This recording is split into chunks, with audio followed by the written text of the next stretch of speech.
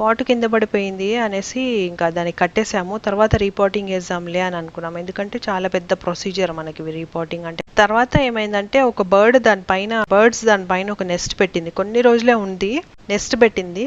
అయితే ఇది సర్లే, ఇది నెస్ట్ పెట్టింది కదా అనేసి అలా వదిలేసాం అనమాట. దాన్ని మళ్ళీ ఏం డిస్టర్బ్ చేయలేదు. తర్వాత ఏమైందంటే కొన్ని రోజులకే అది పూలు వచ్చేసింది అనమాట. మేము ఎంత సంతోషపడ్డామంటే హార్డ్లీ అప్పుడు దానికి 2 years కాకముందే పూలు వచ్చేసాయి అనమాట. చాలా విపరీతంగా పూలు వచ్చేసాయి. విపరీతంగా పూలు వచ్చిన తర్వాత ఇంకా వెంటనే నేను దానికి ఎట్లా పాలినేషన్ చేయాలో అలాంటివి ఏం తెలియదు నాకు. బీజ్ అవన్నీ కూడా బాగా వచ్చి దాన్ని పాలినేట్ చేసేసాయి అనమాట. కాయలు వచ్చాయి. చాలా మంది ఏమన్నారంటే సీడ్తో గ్రో చేసిన తర్వాత 5 years 6 years తర్వాత పూలు వస్తాయి, కాయలు వస్తాయి అని అన్నారు. కానీ మా దగ్గర మాత్రం బిఫోర్ 2 yearsకే మా దగ్గర పూత వచ్చేసింది, కాయలు కూడా కాసేసాయి. చాలా ఎక్కువగా కూడా కాయలు కాసాయి, గుత్తులు గుత్తులు కాయలు కాసాయి.